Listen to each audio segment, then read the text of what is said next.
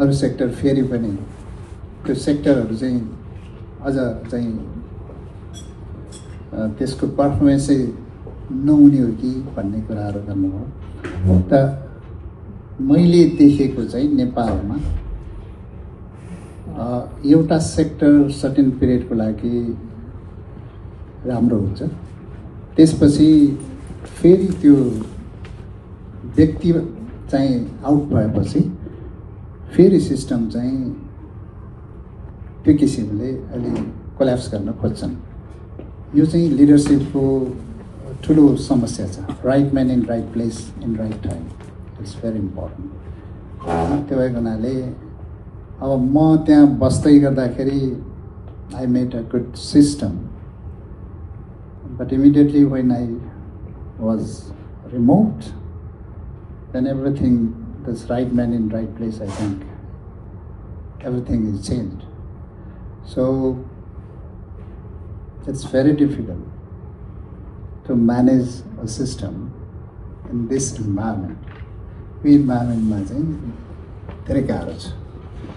त्यसैको हुनाले यो एउटा सेक्टरमा म केही समय बसेर केही गर्छु भनेर गरौँला, तर त्यो पनि गर्न दिएको छैन। त्यो गर्न दियो भने पनि सर्टेन पिरियड पछि अर्को आएपछि फेरि भत्ताभङ्ग गर्ने परिस्थिति चाहिँ कहाँबाट आयो भन्दाखेरि लिडरसिपबाट आयो होइन। म सिस्टम पनि भन्दिनँ, लिडरसिपबाट, टप या पोलिटिकल लिडरसिपबाट। They have power, they have everything, they can change everybody होइन। त्यो भएपछि त्यसले गर्दाखेरि चाहिँ समस्या आइरहेको छ। त्यो भएको हुनाले एउटा ट्रान्सफर्मेसनको लागि चाहिँ यो उज्यालो नेपाल अभियान एभ्री सेक्टरमा चाहिँ उज्यालो हुनुपर्छ। There are many sectors that has to be transform. त्यो सेक्टरहरूलाई पनि हरेक गभर्नेन्स सिस्टमको कुरा गर्नुहोस् होइन। अब एनर्जीको भइहाल्यो, अरू धेरै सेक्टर छन् जसलाई हामीले ट्रान्सफर्म गर्नु छ। हरेक ठाउँमा अँध्यारा छन् होइन। त्यसलाई कसरी ट्रान्सफर्म गर्ने भन्ने विषय चाहिँ अब हामी सबैले सोच्नुपर्छ भन्ने हो। उज्यालो नेपाल अभियान भने चाहिँ हामीले त्यो हरेक सेक्टरलाई कसरी ट्रान्सफर्म गर्न सकिन्छ भन्ने एउटा रोड म्याप तयार गरौँ र एउटा कनेक्ट गरौँ सबै देश विदेशमा बसेका साथीहरूलाई। र यो लिडरसिप, हरेक क्षेत्रको लिडरसिप र सबभन्दा इम्पोर्टेन्ट चाहिँ पोलिटिकल लिडरसिप, त्यसको ट्रान्सफर्मेसन कसरी गर्न सकिन्छ त्यसमा हामीले पुरा नगरिकन प्याच वर्कमा एउटा एरियाको चेन्ज गर्ने भनेर यो चाहिँ मैले चाहिँ देखेँ। I have 30 years experience in bureaucracy end political level everywhere. मलाई थाहा छ यो चाहिँ यो ट्रान्सफर्मेसन चाहिँ यो लिडरसिपहरूबाट, यस्तो लिडरसिपबाट हुँदैन।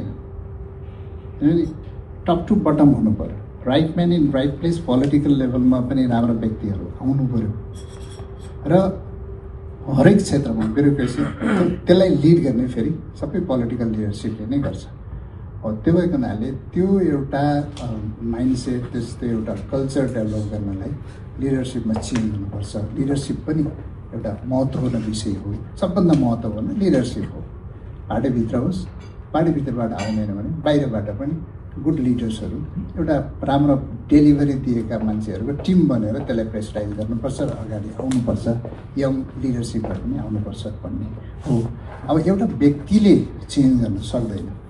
सर्टेन पिरियडमा एउटा टाइममा मैले चाहिँ ठुलो चाहिँ लडाइँ लडेर त्यहाँ धेरै लास्ट 1 yearमा यति ठुलो लडाइँ भयो होइन। अब त्यहाँ अब त्यो गरेर केही चेन्ज गर्न खोज्छ, केही चेन्ज हुन्छ, तर जुन किसिमको जुन लेभलको ट्रान्सफर्मेसन हामीले खोजिरहेको त्यो हुँदैन। मैले देखेको चाहिँ ओभरअल चेन्जको लागि हरेक क्षेत्रमा राम्रा लिडरसिप आउनुपर्छ। त्यसको लागि हामीले कसरी चाहिँ अगाडि बढ्ने भन्ने एउटा क्याम्पेन गर्नु पर्यो। एउटा पोलिटिकल लिडरसिपको पनि लागि पनि र हरेक क्षेत्रको लिडरसिपको लागि पनि देश विदेशमा भएका साथीहरूले त्यो क्याम्पेनमा इन्भल्भ भएर यो चेन्जको लागि अगाडि बढ्नु पऱ्यो भन्ने हो एउटा। र अर्को चाहिँ बुढी गण्डकीको पार्टमा बुढी गण्डकी धेरै हामीसँग रिजर्भर साइटहरू छन्। Because of climate change we have flood during wet season and drought during dry season, heavy flood, frequent floods. Because of those floods, serious damages happened recently also. So this is the problem. And for energy security and water security, food security also, we have to build more and more reservoir projects. That is the necessity of Nepal. We have to build more dams and more reservoir projects. And there are many beautiful sites of reservoir projects in Nepal, and that can be built. And almost 30 sites have been identified, and those 30 sites, the total capacity is almost 50,000 megawatt. We can build those projects. So reservoir projects have multiple benefits, not only energy benefit, flood control, irrigation, and even navigation and drinking water benefits. So we have to go for more and more reservoir projects. And one of the project is Budi Gandaki that you have talked about. The Budi Gandaki is the biggest, not biggest, it's a middle-sized project that we have already identified and detailed design has been done, but the implementation has been delayed because of political intervention. I say political intervention because every time some political leadership come and they want to develop this project in different mode, and somebody come and they want to develop this project in different mode. So that was the problem. But we have already invested almost 400 million US dollar for land acquisition and environmental and social safeguards. So we have to build that project. Ultimately, it has to be built for the energy security of Nepal. I think it should be built, and it will ultimately be built in the coming future. What are the other areas of development that we can think of?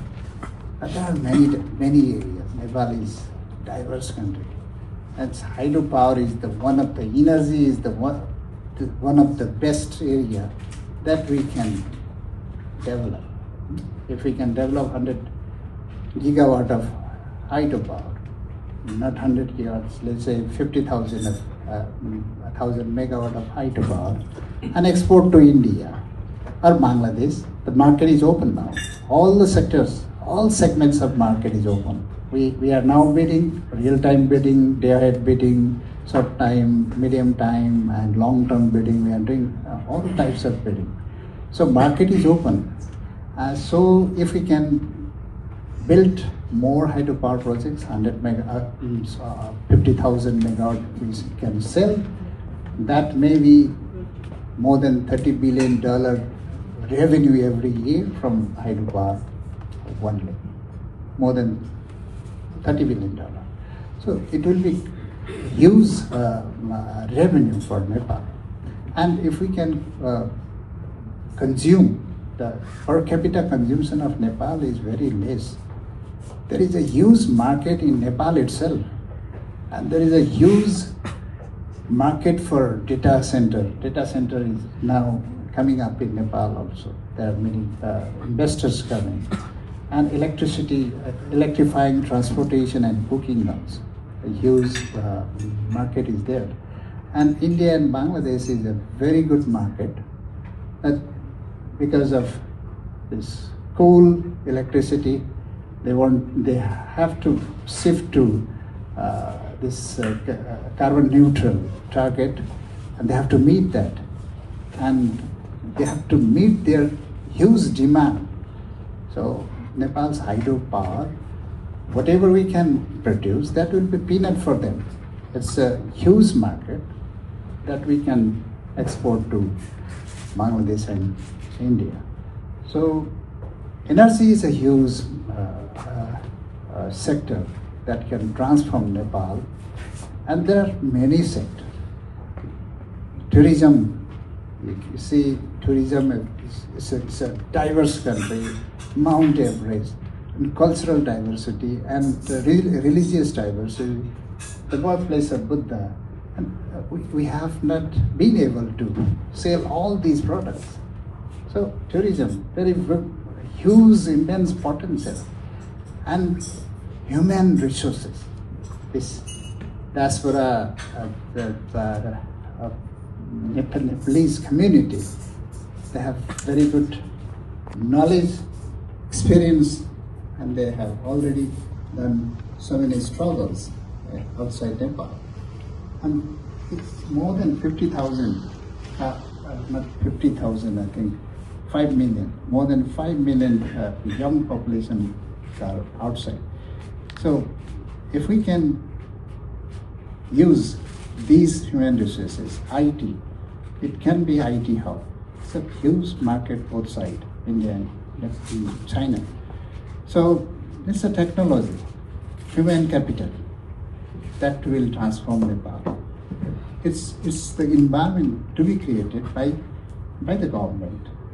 So if environment is there, and I think everybody can go back to Nepal and do their entrepreneurship, and they can contribute professionally also. It says, I think, all the professional and business communities also.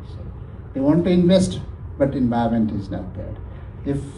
If we can create a very good environment, then they can invest in Nepal. I think some of the investment are still going on, and from diaspora, Nepalese in RNA, they are investing, and some of the investors are also here. They are doing, but we have to be more flexible on investment. There are certain issues to be settled by government, citizen issues, and there are many other issues that if we can settle all these issues, then investment will be huge. So there are many sectors, agricultural sectors. We are importing. We are agricultural country, but we are importing agricultural products, more than $3 billion. We are importing. So if we can only be self-sufficient, then that will be great for Nepal. So there are many sectors, I think, not only energy sector. And what was the challenges, and how did you overcome this? There were many challenges. I think challenge itself is the opportunity. There were many challenges during my tenure. When I was appointed as a managing director, the organization was in bad shape. There was huge intervention from political level. Bureaucracy was very heavily influenced by political leadership, and the employees and the chain of command was not there. That there are so many theft of electricity, huge theft of electricity, and there was huge loss that any organization is in huge loss, and they could not reinvest. It was the challenge that we have to overcome. And we have, with certain initiatives, with the fast track decision and right man in right place, that the people should be placed at the right man and in right time. If the employees are placed at rightly, and they perform better. So the right man in right place, placing right person in right place, and with the expertise that we have, and we deliver something. The load setting was the crisis. How we can mitigate it. It's the crisis when, in my experience, when something is delivered, result is there, then people appreciate. People begin to appreciate. So, and they support. So that was, this load setting was the reason for load setting. Because when there was load setting and the schedule was published, and people used to purchase more and more inverters and batteries. They put more batteries, they install more batteries, and the batteries and inverters are the black box, and they charge during supply, they discharge, and there is a loss of 20 to 30%, and more supply, and more battery and inverters, around 500 or 600, 700 megawatt of inverter battery load, and that created a huge chaos to the people, and there is disparity in supply. So the leadership of NEA, they supply more 24 hours to some industries, and somebody are getting only 8 hours, 10 hours, and there are disparity of supply, unequal supply, and there are mismanagement in supply side, demand side. So the first part was the demand side management, how we can connect. The load setting, when it's a supply, this demand is not always same, it's a fluctuating. But it's when we connect to people, then the response that come from people is very good.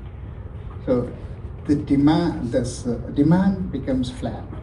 Previously it was fluctuating like this, and demands become flat, and we requested them, it's a demand side generation. That was huge. Demand side generation, we say demand side generation, and that was huge. I think load setting management, I have to talk much more hours. It's very technical and management perspective. It's a long discussion it will take. So load setting management is also one of the management and art of operation, how we can operate the system that was there. And what is your motivation? What is your motivation? We have to be committed, take ownership on whatever we are doing. So ownership is very important. And I think the best part of managing something is becoming good at that management, that subject.